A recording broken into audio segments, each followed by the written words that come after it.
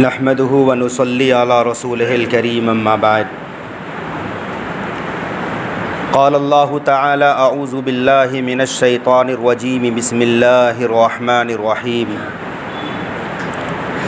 اينما تكونوا يدرككم الموت ولو كنتم في بروج مشيدة وقال الله عز وجل اذا جاء اجلهم فلا يستأخرون ساعة ولا يستقدمون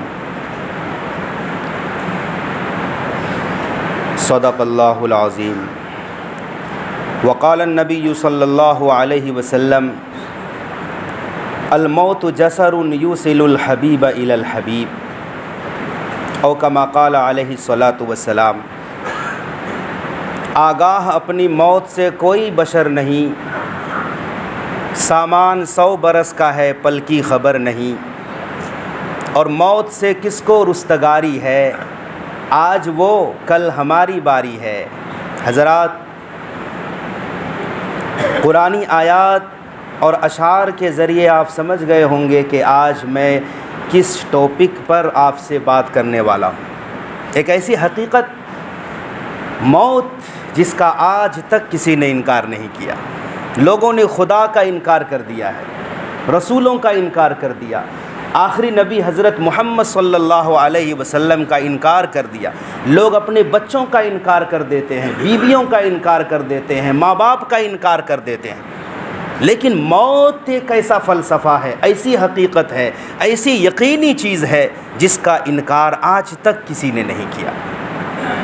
دنیا فانی ہے، دنیا کی ہر چیز فنا ہونے والی ہے، موت یقینی ہے، بالکل یقینی ہے، اور ہر شخص یہ سمجھتا ہے، لیکن عبرت نہیں پکڑتا، اس سے سبق حاصل نہیں کرتا۔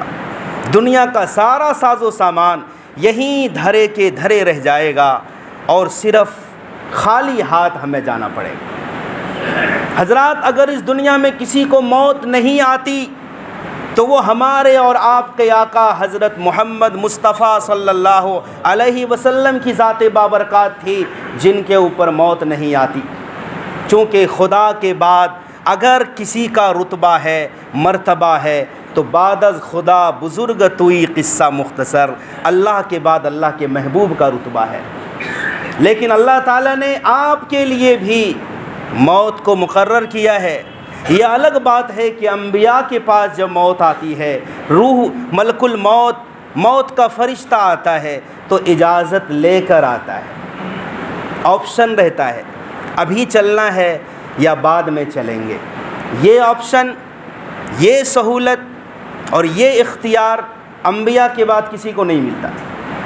انبیاء علیہم السلام کی خصوصیات ہوتی ہے، ابھی آپ چلنا ہے تو ابھی آپ چلیں، کچھ مہلت چاہیے بعد میں چلیں گے تو وہ بھی۔ چنانچہ صحیح بخاری میں اور صحیح مسلم میں حضرت موسیٰ علیہ السلام کا یہ دلچسپ واقعہ آیا ہے کہ سیدنا موسیٰ علیہ السلام کے پاس موت کا فرشتہ انسانی شکل میں آیا تو موسیٰ علیہ السلام جلالی نبی تھے، غصے والے تھے، تو ایک تھپڑ مار دیا فرشتے کو، چونکہ انسانی شکل میں تھے۔ اور یہ بات حقیقت ہے کہ جب کوئی فرشتہ یا جنات کسی چیز کا روپ اختیار کر لیتا ہے، کوئی فرشتہ جب انسان بن کر آتا ہے تو اس فرشتے کے اندر بھی وہی طاقت ہوتی ہے جو ایک انسان کے اندر ہوتی ہے۔ تو موسیٰ علیہ السلام کے پاس فرشتہ موت کا جب آیا انسانی شکل میں، سیدنا موسیٰ علیہ السلام نے زوردار تھپڑ مار دیا تو ایک آنکھ نکل گئی، پھوٹ گئی۔ تو وہ فرشتہ، یہ بخاری شریف میں ہے، اللہ کی بارگاہ میں پہنچا، اللہ پاک آپ نے کس بندے کے پاس مجھے بھیج دیا؟ ایک ایسے بندے کے پاس جو آپ کے پاس آنا ہی نہیں چاہتا۔ اللہ پاک نے فرمایا ایسا نہیں، تم پھر سے واپس جاؤ اور میرے بندے موسیٰ علیہ السلام سے کہو آپ ایک بیل کی پیٹھ پر اپنا ہاتھ رکھ دیں، آپ کے ہاتھ کے نیچے جتنے بال آئیں گے ہر بال کے بدلے ایک سال کی زندگی ملے گی۔ یہ اختیار ہے آپ کو۔ ظاہر سی بات ہے ہاتھ کے نیچے سینکڑوں ہزاروں بال آ سکتے ہیں۔ تو موسیٰ علیہ السلام کے پاس آ کر فرشتے نے کہا، تو موسیٰ علیہ السلام نے کہا اللہ اس کے بعد کیا ہوگا؟ فرمایا اس کے بعد پھر موت ہے۔ موسیٰ علیہ السلام نے کہا جب اس وقت بھی جانا ہی ہے تو اس سے اچھا ہے کہ ابھی ہی چلیں۔ میرے دوستو، موسیٰ علیہ السلام نے تھپڑ کیوں ماری؟ کئی توجیحات علماء نے لکھی ہے۔ ایک وجہ تو یہ ہے کہ موسیٰ علیہ السلام نے یہ سمجھا کہ یہ انسان ہے اور بغیر اجازت، بغیر پرمیشن، بغیر سلام کلام کے اندر آیا ہے، تو موسیٰ علیہ السلام نے سمجھا ہوگا کہ یہ حملہ آور ہے، اور اس زمانے میں بغیر اجازت کے، بغیر سلام کے کوئی کسی کے گھر میں داخل ہوتا تو یہ گمان کیا جاتا تھا کہ یہ حملہ کرنے کے لیے آیا ہے۔ تو موسیٰ علیہ السلام نے اپنے دفاع میں، اپنے آپ کو بچانے کے لیے فرشتے پر تھپڑ لگائی ہے۔ بہرحال موسیٰ علیہ السلام جلالی نبی تھی، لیکن اللہ کے پاس جانا مقدر ہوا۔ موت کسی کو اگر نہیں آ سکتی تھی تو سلیمان علیہ السلام جیسے پاور فل بادشاہ کے پاس موت نہیں آتی۔ ایک ایسا بادشاہ گزرا ہے جس کے آگے آج گورے انگریز بھی کنگ کا لفظ لگاتے ہیں، یہ ایسے رسول نبی گزرے ہیں۔ بہت لمبی چوڑی حکومت حضرت سلیمان علیہ السلام نے اللہ سے مانگی تھی، اللہ مجھے ایسی حکومت چاہیے جو میرے بعد کسی کو نہ ملے، ایسی شاندار حکومت، ہر چیز پر حکومت۔ انسان تو انسان رہے، جنات بھی، جس جنات کے اندر سرکشی، قوت، طاقت اور نہ ماننے کا جذبہ ہوتا ہے، وہ بھی سلیمان علیہ السلام کے فرما بردار بن گئے۔ آپ کی حکومت چرند و پرند، چونٹی اور تمام مخلوقات پر تھی، یہاں تک کہ آپ کی حکومت ہواؤں پر تھی۔ تو موت اگر سلیمان علیہ السلام کے پاس آ گئی تو ظاہر سی بات ہے عام انسانوں کا کیا ہوگا۔ ایسی حکومت تھی سلیمان علیہ السلام، نہ کسی سے ڈرتے تھے اللہ کے علاوہ۔ چنانچہ واقعہ مشہور قرآن کریم میں ہے کہ آپ نے ایک مرتبہ پرندوں کی حاضری لی، دیکھا کہ ہدہد پرندہ غائب ہے، غالباً ایسے صحرا میں ہوں گے حضرت سلیمان علیہ السلام اپنے لاؤ لشکر کے ساتھ کہ جہاں پانی نایاب ہوگا۔ ہدہد پرندے کے اندر اللہ نے وہ خاصیت رکھی ہے کہ زمین کی کتنی گہرائی میں پانی ہے، خزانہ کہاں ہے، خصوصاً پانی کے بارے میں ہدہد پرندہ بڑی بخوبی سے جانکاری ہے۔ تو سلیمان علیہ السلام نے ہدہد کو غائب پایا، بڑے غصے میں آ گئے اور فرمایا کہ ہدہد کو آنے دو، اگر واقعی کوئی عذر پیش کر دیا تب تو ٹھیک ہے، ورنہ میں ایسی سزا دوں گا کہ ہدہد بھی یاد رکھے گا، دردناک سزا دوں گا، یا میں اس کو ذبح کر دوں گا۔ یہ بات چلی رہی تھی کہ ہدہد پرندہ آ گیا، کہا بادشاہ سلامت، میں اسی جگہ سے آیا ہوں، میں اڑتے اڑتے ملک یمن میں ملکہ سبا کے پاس پہنچ گیا ہوں۔ قوم سبا پر ایک لیڈیز، ایک عورت حکومت کرتی ہے، لیکن افسوس کی بات یہ ہے کہ وہ اللہ کو نہیں مانتی، سورج کو دیوتا سمجھتی ہے، سورج کی پرستش کرتی ہے۔ سلیمان علیہ السلام نے کہا اچھا ایسا ہے تو ابھی ہم تمہارا امتحان لیتے ہیں۔ ایک خط لکھا، ایک چٹھی لکھی، کہا جاؤ یہ ملکہ سبا بلقیس کو دے آؤ۔ ہدہد پرندہ اپنی چونچ میں وہ خط لیا اور ملکہ سبا بلقیس کے پاس وہ ڈال دیا۔ بلقیس نے جب خط کو پڑھا تو بڑی تعجب ہوئی، کہ تعجب کی بات ہے، اور بڑی متحیر بھی ہوئی۔ تو انہوں نے مشورہ کیا کہ کیا کیا جائے۔ پھر یہ فیصلہ ہوا کہ سلیمان علیہ السلام کا امتحان لیتے ہیں۔ اگر وہ واقعی نبی ہیں اور اللہ نے سب کچھ دے رکھا ہے تب تو ہدیہ تحفہ دینے سے کام نہیں چلے گا، اور اگر کوئی لالچی آدمی ہے تو اتنے ہدیے تحائف لے کر جاؤ کہ وہ بھی خاموش ہو کر بیٹھ جائے۔ بہت سارے ہدائے اور تحائف اور سونے کی اینٹیں، ہیرے جواہرات لے کر قاصدوں کو بھیجا بلقیس نے۔ سلیمان علیہ السلام نے جب دیکھا، کہا تم لوگ بڑے بے وقوف معلوم ہوتے ہو، ہمارے یہاں کسی چیز کی کمی ہے جو ہدیہ لے کر آ گئے، جو تحفے لے کر آ گئے؟ یاد رکھو یہ آخری بار تھا، اب کوئی خط نہیں لکھا جائے گا، کوئی چٹھی نہیں ڈالوں گا، بلکہ اب تو اگر باز نہیں آئے تو ڈائریکٹ لشکر کے ساتھ حملہ ہوگا۔ قرآن کریم نے دو ٹوک کہا ہے۔ سلیمان علیہ السلام نے خط کی ابتدائی میں جو لکھا ہے انہو من سلیمان، یہ خط سلیمان کی طرف سے ہے، وَإِنَّهُ بِسْمِ اللَّهِ الرَّحْمَنِ الرَّحِيمِ، اور یہ اللہ کے نام سے شروع ہے جو نہایت مہربان اور بہت زیادہ رحم کرنے والا۔ اللہ تعالی علیہ واتونی مسلمین۔ دیکھو ملکہ، زیادہ نوٹنکی کرنے کی ضرورت نہیں ہے، اور بہت زیادہ سرکشی کرنے کی ضرورت نہیں۔ وَأْتُونِي مسلمین، اللہ کی بندی بن کر، میرا غلام بن کر میرے دربار میں آ جاؤ۔ اور اگر ایسا نہیں ہوا تو پھر آگے وارننگ دی ہے۔ تو یہ ایک بادشاہ، کسی بادشاہ کو ایک وزیر اعظم کسی وزیر اعظم کو آج بھی اس طرح کے الفاظ نہیں کہتا، کوئی پاور ہی نہیں ہے کسی میں۔ ایک ملک کا راجا ہے، دوسرے راجا کو اس طرح کی بات نہیں لکھ سکتا وہ، کیونکہ ہر شخص، ہر بادشاہ اپنے ملک کا بادشاہ ہوتا ہے، اس کی عزت ہوتی ہے۔ لیکن ایک سلیمان علیہ السلام واحد بادشاہ ایسا ہے جس کو اللہ نے ایسی قوت دی، ایسی سلطنت دی، ایسا پاور دیا ہے کہ وہ ایک دوسرے ملک کے بادشاہ کو اس طرح کی بات خط میں لکھ سکتے ہیں کہ زیادہ ہوشیاری مت کرنا، اللہ کی فرما بردار بندی بن کر آ جاؤ۔ مشورہ کیا، کسی نے رائے دی کہ دیکھو ہم بھی لڑاکو ہیں، ہم بھی پہلوان ہیں، ہمیں بھی لڑنا آتا ہے، آنے دو سلیمان علیہ السلام کے لشکر کو مقابلہ کریں گے۔ لیکن بلقیس سمجھدار عورت تھی، بہت زیادہ ذہین تھی، اس نے کہا کہ دیکھو یہ ضروری نہیں کہ ہم مقابلے میں جیت ہی جائیں۔ اللہ نے شعور دی تھی، تابع بن کر، مسلمان بن کر سلیمان علیہ السلام کی خدمت میں آئے۔ تو سلیمان علیہ السلام نے اس کے آنے سے پہلے یہ کیا کہ پلک جھپکتے ہی آصف بن برخیا نے بلقیس کے تخت کو، جو ہیرے جواہرات اور سونے چاندی سے مزین تخت تھا، وہ تخت بلقیس کو ایک سیکنڈ کے اندر سلیمان علیہ السلام کے دربار میں اس شخص نے لے آیا۔ جب بلقیس داخل ہوئی محل سلیمان میں تو سلیمان علیہ السلام نے پوچھا کیا تمہارا تخت بھی ایسا ہی ہے؟ بلقیس نے کہا کہ ہو بہو وہی ہے، اور بہت سارے معجزات دیکھ کر بلقیس ایمان کے اندر داخل ہو گئی۔ لیکن سلیمان علیہ السلام اتنے بڑے بادشاہ ہونے کے باوجود، میرا موضوع تو موت ہے آج، آپ کی موت کا واقعہ بڑی دلچسپ ہے، کس طرح سے اللہ نے آپ کو اٹھایا ہے، آپ کی روح قبض کرائی ہے، یہ عجیب بات ہے۔ اتنے بڑے بادشاہ کی موت کا واقعہ۔ آپ بیت المقدس تعمیر کرا رہے ہیں، جس کی شروعات تو آپ کے ابا حضرت داؤد علیہ السلام نے کر دی تھی، تعمیر ادھوری تھی، سلیمان علیہ السلام نے مکمل کرنی چاہیے۔ سلیمان علیہ السلام ایک ایسے بادشاہ گزرے ہیں جن کو تعمیرات میں بڑی مہارت حاصل تھی، اور بڑی شاندار تعمیرات اور عمارت کو بنانا آپ کا محبوب مشغلہ بھی تھا۔ چونکہ جنات آپ کی تابع فرما بردار جو تھے، حکم دیتے تھے، بڑی بڑی تعمیرات کی کام لیتے تھے، اور جناتوں کو حکم دیتے تو سمندر کے اندر چلے جاتے تھے اور وہاں سے ہیرے جواہرات نکال کر لاتے تھے۔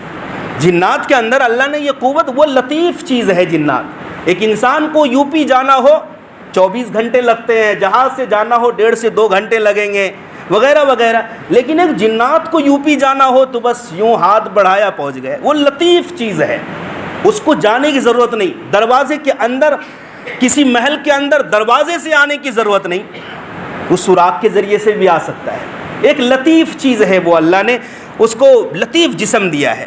بہرحال سلیمان علیہ السلام بڑے بڑے کام لیتے تھے جناتوں سے، تو بیت المقدس کی تعمیر کا کام شروع کرایا، اور جنات کام کرتے تھے۔ روب ایسا، پاور ایسا کہ جنات ڈرتے تھے سلیمان علیہ السلام سے۔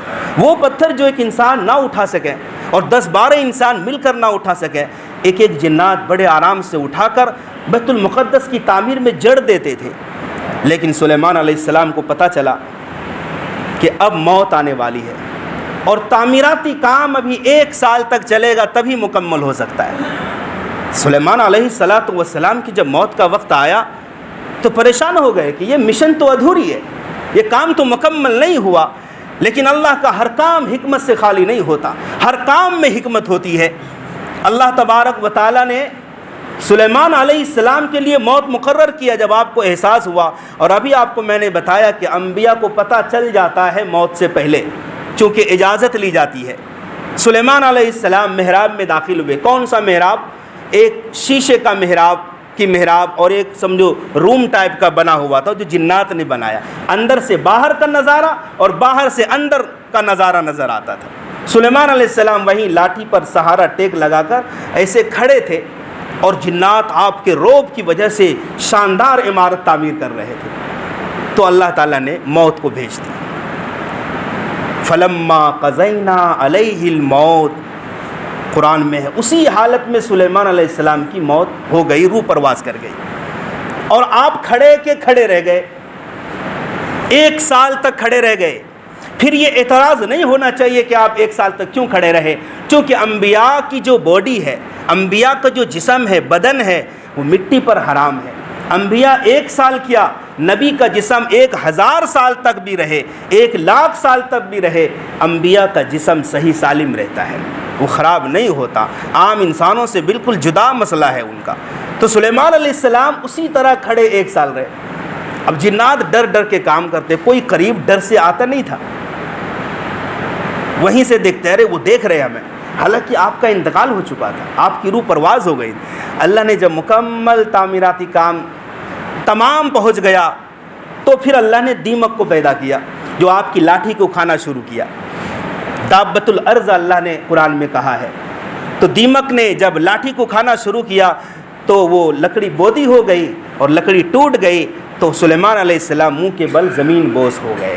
تب جنات کو پتہ چلا، اوہو یہ تو ہم خامخواہ کام کر رہے تھے، 1 سال سے خامخواہ پریشان تھے، یہ تو 1 سال پہلے ہی انتقال کر گئے۔ میرے بھائیو، دوستو، بزرگوں، تو موت سے اگر کوئی بچ سکتے تھے، سلیمان علیہ السلام بچ سکتے تھے۔ ایک مشن، ایک کام کی شروعات کی تھی انہوں نے، جو اپنے ابا کے مشن کو لے کر آگے چل رہے تھے، لیکن حقیقت یہ ہے کہ موت سے نہ آج تک کوئی بچا ہے نہ بچ سکتا ہے۔ یاد کرو قبر کی پہلی رات کو، جہاں ہر انسان جائے گا، ہر انسان جائے گا، کوئی بچ نہیں سکتا۔ قبر کی پہلی رات جب انسان اس میں دفن ہو جائے گا، منو مٹی اوپر ہوگی، ظاہر سی بات ہے سخت اندھیرا ہوگا، ایسا اندھیرا جو ہم نے، آپ نے تصور نہیں کیا ہوگا۔ قبر کی پہلی رات، سخت سناٹا، سخت اندھیرا، وحشت ناک، ہیبت ناک، خوفناک رات۔ اس پہلی رات میں کوئی کامیاب ہو گیا، آگے کامیاب ہوتا چلا جائے گا، اور اس پہلی رات میں جو پھنس گیا، آگے کی منزلوں میں پھنستا ہی چلا جائے گا۔ دیکھو، قبر کی پہلی رات ہر ایک کے لیے اندھیری نہیں ہے، ہر ایک کے لیے تاریکی نہیں ہے، ہر ایک کے لیے اندھیرا نہیں ہے، وہاں ہر ایک کے لیے وحشت اور ہیبت ناک جگہ نہیں ہے، بلکہ قبر میں روشنی چاہیے، چراغ چاہیے، تو وہاں اجالا ہوگا 5 وقت کی نماز پابندی سے ادا کرنے سے۔ قبر کا اجالا چاہیے، 5 وقت کی نماز پابندی سے پڑھو تو آپ کا اندھیرا پن وہاں ختم ہو جائے گا۔ روزے سے قبر کا اندھیرا پن ختم ہوگا، زکوٰۃ سے ختم ہوگا، اچھے اخلاق سے ختم ہوگا، قرآن کی تلاوت قبر میں روشنی کا سما پیدا کرے گی، ذکر و تسبیح سے قبر کا اندھیرا چھٹے گا۔ تو قبر کی پہلی رات جہاں ہر انسان کو جانا ہے، لیکن لوگ سننا گوارا نہیں کرتے۔ موت سے ہر ایک متنفر ہے، موت کا ذکر سننا نہیں چاہتا، موت سے ہر ایک بھاگنا چاہتا ہے، لیکن بھاگ نہیں سکتا۔ قرآن کا اعلان ہے 2 ٹوک، اینما تکونوا یدرککم الموت ولو کنتم فی بروج مشیدہ۔ مضبوط قلعے کے اندر بند ہو جاؤ، پہاڑوں کی کھوہ میں چلے جاؤ، وہاں بھی موت تم کو پکڑے گی۔ سلیمان علیہ السلام کے واقعے میں کتابوں میں ایک واقعہ لکھا ہے ملک الموت کا، کہ سلیمان علیہ السلام دربار سجائے بیٹھے ہیں، اور آپ کی دوستی تھی سمجھو ملک الموت سے، اسرائیل علیہ السلام سے۔ اسرائیل علیہ السلام آئے سلیمان علیہ السلام کے پاس، تو آپ کی مجلس میں ایک شخص بیٹھا تھا، فرشتے نے اس کو گھورا، پھر چلا گیا وہ۔ سلیمان علیہ السلام نے کہا جانتے ہو وہ کون تھا؟ کہ وہ موت کا فرشتہ اسرائیل علیہ السلام تھے۔ وہ آدمی ڈر گیا کہ مجھے کیوں گھور رہے تھے، وہ ڈرنے لگا کہ لگتا ہے میری موت آنے والی ہے، تو کیا کروں؟ کہ آپ کی حکومت ہوا پر ہے۔ یہ بات ہو رہی فلسطین کی، فلسطین میں تو سلیمان علیہ السلام، آپ ہوا کو حکم دیں ہندوستان کے آخری کنارے پر پہنچا دیں۔ ہوا کو حکم دیا، فوراً پہنچ گئے۔ دوسرے دن پھر اسرائیل علیہ السلام آئے سلیمان علیہ السلام کے پاس، کہ آج کا وہ بندہ جس کو میں کل گھور رہا تھا، اس کی روح کھینچ کر میں آ رہا ہوں۔ تو سلیمان علیہ السلام بڑا حیران کہ کل تو وہ یہی تھا۔ اسرائیل علیہ السلام موت کے فرشتے نے کہا کہ مجھے تعجب ہو رہا تھا اس بات پر کہ اللہ نے جو لسٹ دی تھی مجھے، اس بندے کی موت ہندوستان میں آنی ہے، اور وہ بندہ ابھی تک یہیں بیٹھا ہے۔ مجھے حیرت اس بات پر ہو رہی تھی۔ بہرحال اللہ تبارک و تعالیٰ نے جہاں، جس وقت، جس سرزمین پر اور جس حالت میں جس کی موت لکھی ہے، آنی ہے، یقینی آنی ہے، لہٰذا موت کی تیاری ہر لمحہ ہر آن کرنی پڑے گی۔ پتہ نہیں کب کون چلا جائے، آدمی بلبلا ہے پانی کا. جس طرح پانی کے بلبلے ہوتے ہیں کس طرح جلدی جلدی ختم ہو جاتے ہیں، اسی طرح انسانی زندگی ہے. کب کون ٹپک جائے، کس کا بلاوا آ جائے، کس کی گھنٹی بج جائے. میرے بھائی، حدیث میں اللہ کے رسول صلی اللہ علیہ وسلم نے فرمایا کن فی الدنیا کأنک غریب او عابر سبیل. دنیا میں ایسے رہو جیسے اجنبی رہتا ہے، یا فرمایا ایسے رہو جیسے گزرنے والا گزر جاتا ہے، مسافر. اس طرح سے زندگی گزارو. اور یاد رکھو یہ بھی ضروری نہیں کہ کسی کی موت 60 برس میں آئے یا 80 یا 100 برس میں آئے. بچہ بھی مرتا ہے اور بھرپور جوانی میں بھی موت آ سکتی ہے. ہزاروں لوگوں کو صدمے میں ڈال سکتی ہے موت، اور بڑھاپے میں آ سکتی ہے. آج سے 100 سال پہلے اس مسجد میں جتنے لوگ نماز پڑھ رہے ہیں 100 سال پہلے کوئی نہیں تھا، اور 100 سال کے بعد بھی کوئی نہیں رہے گا الا ماشاء اللہ. اگر کوئی رہ گیا تو دنیا کا 8واں عجوبہ ہی ہوگا. یہ اللہ تبارک و تعالیٰ کا ایک سسٹم ہے، ایک تدبیر ہے، اللہ تبارک و تعالیٰ کا ایک نظام ہے. ہزاروں سال سے دنیا قائم ہے. آدم علیہ السلام سے انسانی سلسلہ شروع ہوا، سب چلے گئے، سب چلے گئے. حکومت اگر کسی کو بچا سکتی تھی تو فرعون کو بچاتی. مال نے کسی کو نہیں بچایا، شداد بھی گیا، قارون بھی گیا، فرعون بھی گیا، حامان بھی گیا. ہر ایک چل رہا ہے. نیک لوگ بھی آئے چلے گئے، سب چلے گئے. ہمارے آبا و اجداد آئے، ہمارے دادا آئے، ہمارے پردادا آئے، ہمارے ابا آئے، پھر ہمارے بعد نسلیں آئیں گی. میں اور ہم اور آپ بیچ میں بس 60 سالہ 70 سالہ 80 سالہ زندگی کے لیے چل رہے ہیں. بس نسیہ منسیہ ہو جائیں گے. کوئی یاد کرنے والا نہ ہوگا. کوئی یہ نہیں کہے گا کہ فلاں آدمی کون تھا. فاتحہ کے لیے ہم ترسیں گے. میرے بھائیو، دوستو، بزرگوں، تو اپنے عمل سے قبر میں چراغ روشن کرو. جب انسان مر جاتا ہے، علماء نے لکھا ہے کہ اس کا جو بدن ہے کئی حصوں میں تقسیم ہو جاتا ہے.